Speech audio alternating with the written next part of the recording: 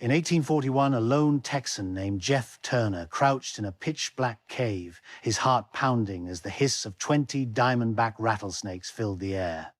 One wrong move, and he'd be dead either by venom or the Comanche warriors hunting him outside. This wasn't just another day on the Texas frontier, where 1,500 settlers died in Comanche raids between 1836 and 1845. Turner's life was a brutal cycle of revenge, sparked by the 1838 massacre of his wife and 3 sons. Historical records are murkisome, say he's a myth, but oral accounts from Texas Ranger Bigfoot Wallace paint a vivid, chilling picture. Was Turner a hero, a madman, or a product of a blood-soaked frontier? How did this Indian hater meet his gruesome end? Stick around to uncover the truth behind his legend. In the 19th of December, 32, El Paso, Texas hums with the grit of a frontier town still tied to its wild past. Inside a small hotel room, Frank J. Dobie, a 44-year-old historian and author of Tales of Old-Time Texas, fidgets with his notes, his mind fixed on a mystery that's haunted him for years. He's not just a writer. He's a hunter of Texas's raw, hidden stories. The evening chill seeps through the window when a knock breaks the silence. Dobie opens the door to find Frank Collinson, a 77-year-old ex-cowboy with a lined face and a warm smile. Born in Yorkshire, England in 1855, Collinson was 17 when he hit Texas in 1872, swapping English meadows for the deadly plains. For decades, he wrangled cattle, outran Comanche war parties, and jotted down his life, later published as Life in the Saddle in 1963. Tonight, though, Collinson's here for one reason: to share a story Dobie's desperate to hear. It's about Jeff Turner, a shadowy figure barely mentioned in history books, known only as the Indian hater. Collinson says he got the tale from William Bigfoot Wallace himself, the Texas Ranger whose larger-than-life deeds filled John C. Duvall's 1871 book, The Adventures of Bigfoot Wallace. As Collinson eases into a chair, his gaze sharp with memories of a blood-soaked frontier, Dobie knows this isn't just talk, it's a key to unlocking a brutal chapter of Texas history. As Collinson's voice fills the El Paso hotel room, Dobie leans forward, pen poised, ready to capture every detail about Jeff Turner. Picture Texas in the early 1830s, a land of promise and peril, caught in the throes of the Texas Revolution from 1835 to 1836. That's when Jeff Turner, a man in his late 20s, likely hailing from Tennessee or Kentucky like many early settlers, rolled into the territory with his young wife Sarah and their 3 boys, all under 10. They weren't chasing glory. They wanted a fresh start, drawn by the Mexican government's land grants, offering 4,428 acres to families willing to tame the frontier. The Turners staked their claim along the Guadalupe River, in what would later become Gonzales County, a hotspot for Texian settlers about 70 miles east of San Antonio. This wasn't just any patch of dirt. The hill country here was a paradise of rolling green hills, thick with oak and pecan trees, and the river's clear waters teemed with fish. By 1837, the Turners had built a sturdy log cabin, planted corn and cotton, and raised a small herd of cattle and hogs.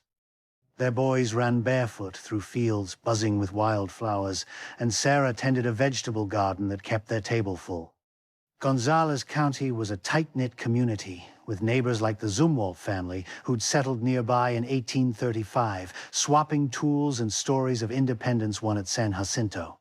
For a moment, the Turners thrived. Their hard work carving out a slice of the American dream in a land freshly free from Mexican rule. But this was no safe haven. Beyond the riverbanks lurked a threat that would shatter their world. While the Turners built their life along the Guadalupe River, a shadow loomed over their new home, one that no settler could ignore.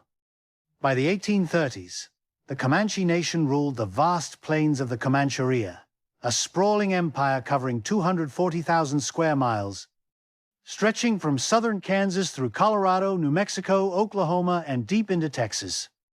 This wasn't just land. It was a stronghold they'd held since the 1700s, forged through unmatched skill and ferocity. At their peak, the Comanche numbered between 20,000 and 30,000, a force built on small, tightly knit bands united by language and survival. They were masters of the horse, introduced by the Spanish in the 1600s, which transformed them into the most fearsome mounted warriors in North America. A Comanche raid was a blur of speed and precision, often striking at dawn with 50 to 200 warriors covering 40 miles in a night, their hooves muffled with rawhide wraps. They hit Texian farms, Mexican villages, and rival tribes like the Tonkawa, who were nearly wiped out by the 1840s. Their targets weren't random. The Comanche ran a brutal economy, stealing horses and cattle, sometimes 1,000 head in a single raid, and capturing women and children to trade or assimilate. In 1837 alone, Comanche raids netted an estimated 10 nolla livestock from Texas settlements, per historian Pekka Hämäläinen. For settlers like the Turners, moving into Gonzales County after Texas won independence in 1836 was like stepping into a war zone. Every rustle in the brush could be a Comanche scout, and the Republic of Texas, barely a year old, had no army to protect its 30,000 citizens. The Turners' dream was about to collide with a force that had ruled the plains for centuries. The Comanche threat was no distant rumor for Jeff Turner and his family. In the spring of 1838, just a year after they'd settled into their Guadalupe River homestead, disaster struck.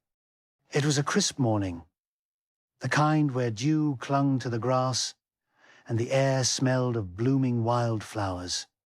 Jeff, now 30, kissed Sarah and their 3 boys, aged 8, 6, and 4, before heading out to hunt deer along the river, his flintlock rifle slung over his shoulder. He'd barely been gone 30 minutes, maybe a mile from the cabin, when screams tore through the quiet. A Comanche raiding party, likely 20 warriors strong, had descended on the Turner homestead. Raids like this were common in Gonzales County, with 1838 seeing over a dozen attacks as Comanches pushed back against settler expansion, according to Texas Ranger logs. The warriors moved like lightning, bursting into the cabin, their lances and tomahawks cutting down Sarah and the boys before they could flee. By the time Jeff sprinted back, his boots pounding the dirt, the cabin was a scene of horror. Sarah lay lifeless near the hearth, scalped, her dress soaked in blood. The boys were sprawled outside, their small bodies mutilated, scalps taken as trophies. The Comanche, spotting Jeff's approach, turned on him. He fought like a man possessed, firing his rifle and swinging a hatchet, but arrows and a lance tore into his side and leg. Bleeding heavily, he collapsed. And the raiders, thinking him dead, looted the cabin and vanished with the family's horses. Miraculously, Jeff clung to life. Neighbors from the Zumwalt settlement, a fortified cluster of cabins founded in 1835 just 15 miles away near modern-day Seguin, found him amid the wreckage. For months, they nursed his wounds, but the physical scars were nothing compared to the torment in his mind. The man who emerged from that recovery wasn't the hopeful settler of 1837. Jeff Turner was now a ghost driven by one thing: revenge. By 1839, Jeff Turner was no longer the family man who dreamed of a quiet life on the Guadalupe River. The massacre of his wife and sons had hollowed him out, leaving only a burning need for vengeance. He left Gonzales County behind, unable to face the memories etched into every tree and field. Instead, he set up a solitary camp on Chicolite Creek, a narrow, winding tributary near Victoria, Texas, about 80 miles southeast of the Zumwalt settlement. This wasn't a home, just a crude shelter of cedar branches and hides, tucked in a thicket where the creek's trickle masked his movements. Victoria, then a small outpost of 300 souls, was far enough to keep him isolated but close enough for supplies. Turner's days revolved around one mission: hunting Comanches. He rode a jet black Mustang named Pepper Pod, a fiery 14-hand horse as untamed as its rider, capable of covering 30 miles in a day. Jeff became a ghost on the South Texas plains, following Comanche trails from the Lavaca River to the Nueces, reading hoofprints and broken twigs like a book. He'd stake out watering holes or remote camps, waiting for lone warriors or small groups. His weapon of choice was a 12-inch hunting knife, its blade honed to a razor's edge, perfect for silent kills in the pre-dawn haze. Each attack was personal. After a kill, he'd scalp his victim, a grim echo of the Comanche practice, but for Jeff, it was a tally of retribution for Sarah and the boys. Back at his camp, he'd cure the scalps, stretching them over willow hoops and drying them in the sun, a macabre ritual that filled his tent with the stench of death. Between 1839 and 1840, he'd show up at the Zumwalt settlement maybe once every 3 months, his saddlebags stuffed with deer hides to trade for powder, lead, and salt. The settlers, now numbering about 50 families, gave him a wide berth. Jeff's eyes, once warm, now burned with a wild intensity, and his voice would rise, almost theatrical, as he recounted his latest ambush, gesturing with hands stained from tanning scalps.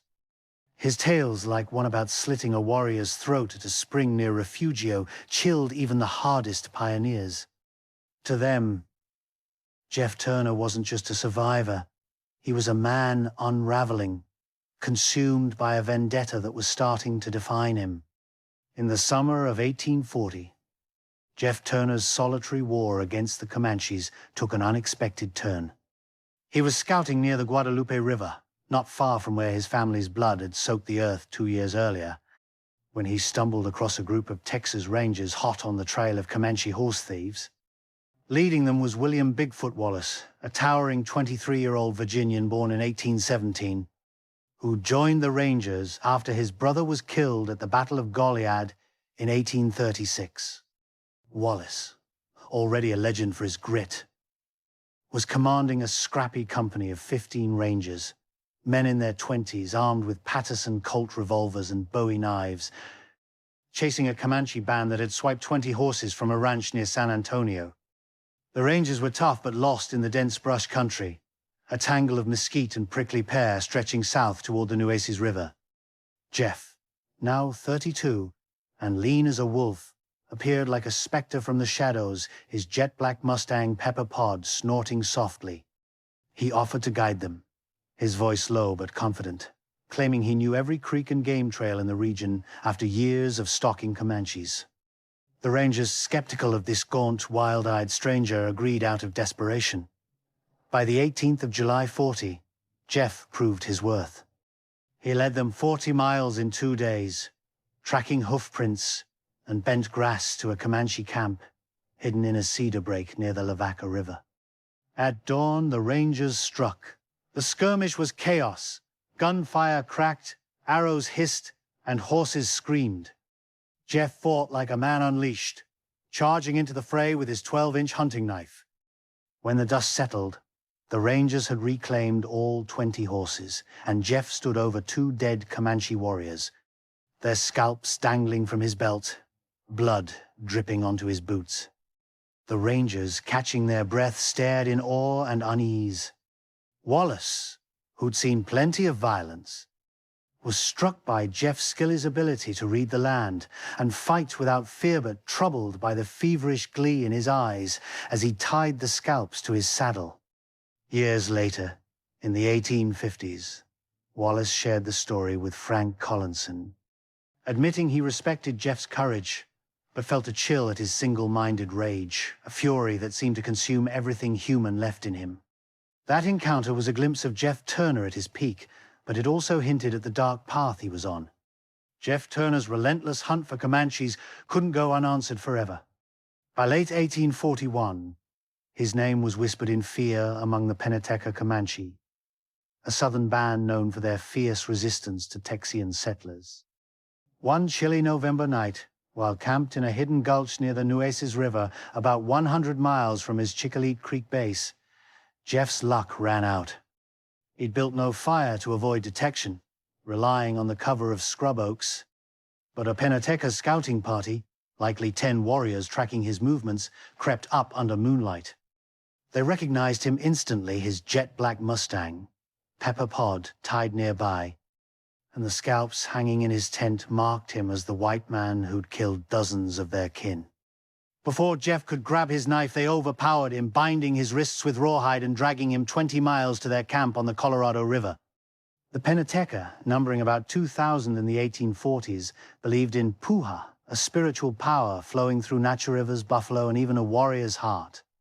To them, Jeff's fearless attacks, ambushing their men with nothing but a 12-inch blade, made his heart a vessel of immense puha, a strength they could harness. At the camp, likely led by Chief Isamanaka, a prominent Penateca leader documented in 1840s treaty talks, Jeff faced a grim fate. At dawn, under a scorching Texas sun, warriors hauled him to the chief's lodge, a buffalo hide teepee adorned with red and black war paint. They beat him with clubs, splitting his lip and bruising his ribs, while women and children jeered, calling him Taiboat, their term for whites. Jeff, now 33, stayed silent, his eyes wide but defiant. The ritual began. 4 warriors staked him to the ground, driving wooden pegs through ropes around his wrists and ankles. The chief, a stern man in his 40s, emerged with a 10-inch buffalo skinning knife, its edge glinting. For agonizing minutes he taunted Jeff, slashing the air inches from his face while the crowd chanted. Then, with swift precision, the chief carved open Jeff's chest. His heart, still warm, was handed to the chief's pregnant wife, a woman in her 30s adorned with white clay and eagle feathers. She ate it, believing its puha would make her unborn son a fearless warrior, a practice rooted in Comanche beliefs about absorbing an enemy's strength. Jeff's mutilated body was dumped in a nearby ravine, left for coyotes. By 1842, he'd vanished from the Zumwalt settlement, his tent on Chickaleet Creek abandoned, leaving only whispers of his brutal end. While one story claims the Comanches ended Jeff Turner's life, another tale, just as vivid, paints a different fate, one tied to the unforgiving Texas wilderness. In mid-1841, Jeff, now a lone avenger for 3 years, crossed paths with a drifter known only as Smokey, a wiry frontiersman in his late 20s, with a scruffy beard and a shared hatred for Comanches. Smokey, likely a fictional stand-in for the rough men who roamed the frontier, matched Jeff's grim habit of scalping, carrying a belt heavy with trophies. No records confirm Smokey's existence, but the story, passed from Bigfoot Wallace to Frank Collinson, feels all too real. In the 18th of June, 41, near the Llano River, about 120 miles northwest of Jeff's Chickaleet Creek camp, the 2 men spotted smoke rising from a settler's cabin. A Comanche war party, 10 warriors strong, was attacking a family of 5, torching their home and dragging the mother outside. Jeff and Smokey, hidden in a cedar thicket, didn't hesitate. Jeff's flintlock rifle cracked, dropping 1 warrior, while Smokey's shotgun took another, their scalps left untouched in the rush. The family scrambled to safety, but the Comanches, enraged, gave chase, their war cries echoing across the hills. Jeff and Smokey spurred their horses, Pepper Pod and a dun mare, racing west toward the rugged country near present-day Mason, Texas. They veered into a box canyon, its steep limestone walls rising 50 feet, a dead end with no escape, except the way they came. As dusk fell, they spotted a narrow cave, barely 3 feet wide, carved into the canyon's base. Scrambling inside, they crawled single file, Jeff in front, their knees scraping rock in pitch darkness. After 10 yards, the tunnel widened slightly, letting them crouch. Then, a chilling sound stopped them cold, the unmistakable rattle of diamondback rattlesnakes. Jeff fumbled for his Mexican wax matches, striking one to reveal a nightmare. Over 20 snakes, some 4 feet long, writhed 10 feet ahead, their eyes glinting in the flickering light. The men froze, sweat beading, knowing one move could mean death. Minutes stretched into an hour, the air thick with tension. Jeff's leg, cramped from crouching, spasmed, shifting his weight just enough. A 3-foot diamondback struck, sinking fangs into his thigh. "Smokey, I've lifted my last scalp," Jeff whispered, his voice tight with pain. With Comanches still prowling outside, escape was impossible. The venom hit fast within 2 hours. Jeff was convulsing, his breathing ragged. In delirium, he clutched Smokey's arm, muttering about a skylight to hell opening before him, a hallucination born of poison and guilt. By midnight he was gone, his body limp in the cave's confines. At dawn the Comanches had moved on, and the snakes retreated deeper. Smokey, shaken but alive, dragged Jeff's body out and buried him in a shallow grave under a live oak. Near where Fort Phantom Hill would rise a decade later in 1851, close to modern Abilene, Texas. The grave, unmarked, was Jeff's final trace, swallowed by the frontier he'd fought so hard to survive. So, did Jeff Turner meet his end staked out in a Comanche ritual? Or did a rattlesnake's venom claim him in that dark cave? Truth is, we may never know. The Texas frontier was a place where stories grew larger than life, and Jeff's tale, as told by Bigfoot Wallace to Frank Collinson, teeters on the edge of legend. No ranger logs, settler diaries, or land deeds from the 1830s mention a Jeff Turner in Gonzales or Victoria County. The Republic of Texas archives, packed with names like Sam Houston and John Coffey Hayes, are silent about him. This absence suggests Jeff might be a folkloric figure, a composite of the countless men who lost everything to the frontier's violence and fought back with fury. But even if he's half myth, his story cuts to the heart of Texas in the 1830s and 1840s, a brutal world where blood answered blood. Between 1836 and 1845, Comanche raids killed an estimated 1,500 to 2,000 Texian settlers, according to historian T.R. Fehrenbach, with Gonzales County alone losing dozens of families. Farms were burned, children kidnapped, and scalps taken in raids that left communities shattered. Yet, from the Comanche perspective, men like Jeff were the invaders. As Pekka Hämäläinen details in the Comanche Empire, the Comancheria was a sovereign nation, its 240,000 square miles defended for centuries. By 1838, Texian settlers, emboldened by independence, poured into Comanche lands, building cabins and grazing cattle on hunting grounds. Raids weren't just vengeance. They were a desperate fight to protect a way of life against an expanding Republic of Texas, whose population grew from 30,000 in 1836 to 125,000 by 1845. Jeff's story, whether true or not, embodies this clash of man driven to madness by loss, mirroring the Comanche's own fierce resistance. His legacy, still whispered among Texans in the 1930s, stands as a cautionary tale. Unlike documented heroes like Wallace, who became a folk icon, or Hayes, who led rangers to victory at Enchanted Rock, Jeff's life warns of vengeance's cost. It consumed him, leaving only a shadow in oral tales, a reminder that the frontier's violence spared no one, settler or Comanche, in its relentless grind.